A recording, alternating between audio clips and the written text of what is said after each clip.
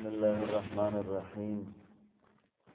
وعنه عن النبي صلى الله عليه وسلم قال إذا زنت الأمة فتبين زناها فليجلدها الحد ولا يثرب عليها. بل روایت ده ابو هريره رضی الله تعالی عنہ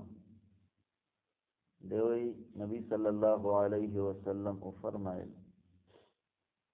یو وینځه د هغې بدکاري وکړه او د هغې بدکاري هغه ښکاره شوه نو هغې له حد پکار دی او د هغې حد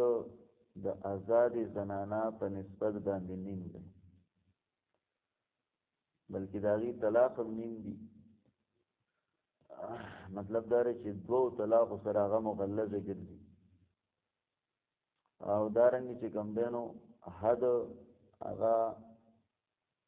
د آزادې زنانه ناواده کړي هغه چې کوم دی نو 100 کوړي دي او 100 ګزاره دي نو د دغې وینځې حد چې دی نو دا به 50 ګزاري البته رجم نیمیږي نه هغه بیا جدا مسله ده نو د هغې بدکاري ښکاره شي نو دا دې ووهي حد دې وله ورکړي او البته بس رټنه زورنه دې نه ورکولی شي صرف بس حد دی او بیا فرمایي که په دوباره باندې بدکاري وکړه نو بیا دې هم ووهي په حد باندې که په دریم ځل یې بدکاري وکړله نبي علیه السلام وایي دی دې خرڅه کړي اگر که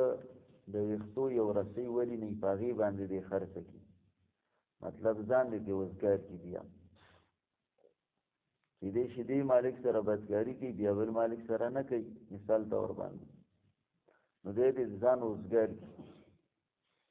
وعنه عن النبي صلی الله علیه وسلم نو دې کې مسله د څه ده هغه د پټولو د عزت ده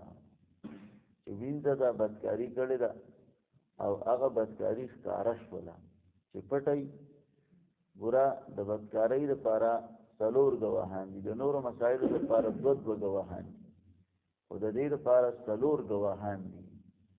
شریعت کوشش دا کوي چې دا خبره پټه وساتلی شي ځکه 4 ګواهان او عیني ګواهان هغه به پکار دي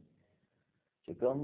په سترګو لیدلي او باقاعده په حدیثو کې د هغې الفاظ راغلي دي چې بلکل یې داسې لیدلي چې بس څه خبره پکې نه وي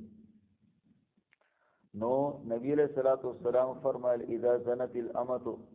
کله چې بدکاري وکړي زنانه نو فتبین زناها او د هغې بدکاري ښکاره شي فلیجلدها الحد نو هغه دې ووایي په حد باندې ولا یثرب علیها او دا دې چې کوم دی نو نه رټلی شي نه زورلی شي ثم ان زنت الثانیه که په دوباره باندې بدکاري وکړه نو فلیجلدها الحد بیا دې په حد ووایي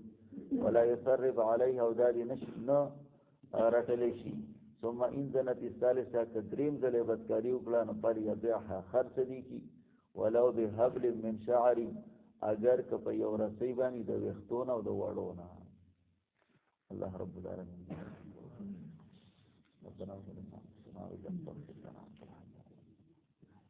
ربنا واتنا ما وعدتنا على رسلك ولا تخزنا يوم القيامه ضرور گواهان بس وکړو. ها